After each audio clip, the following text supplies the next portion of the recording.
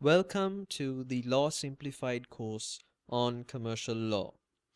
Now, at the very outset, I think it's important to note that law as a whole is a continuously evolving and changing, for that matter, subject. Much like many other subjects in any legal syllabus, be it contract law or criminal law, commercial law is a constantly evolving and changing subject. This means that it is indeed an exciting subject to study, but also has the added burden of having case law changing invariably, very constantly.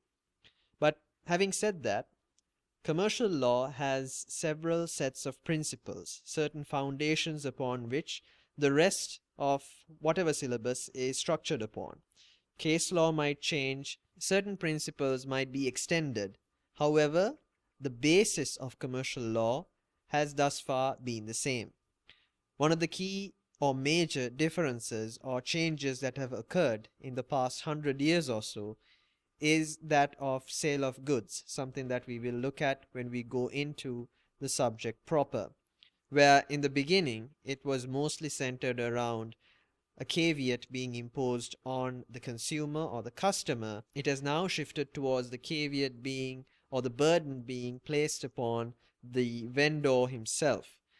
This can be seen, for instance, in the change of satisfactory quality from that of merchantable quality. But we'll look at all of this when we get to the subject matter.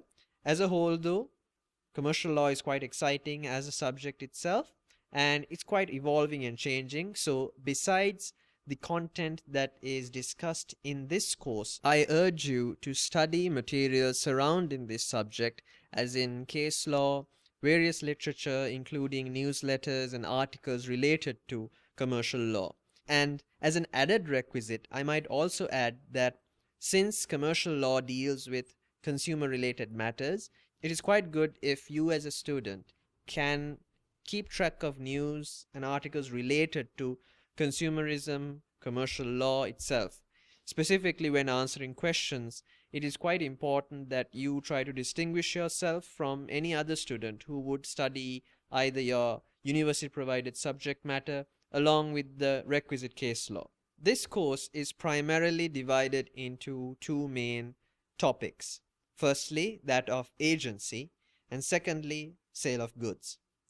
In relation to agency, we will look at the creation of agency, the various types of authority, the relationship between the principal, the agent, and the third party, what is considered as undisclosed agency, the difference between merger and election, the various duties, fiduciary and not, of the agent, as well as the duties of the principal, and finally, how exactly an agency comes to a close or comes to an end.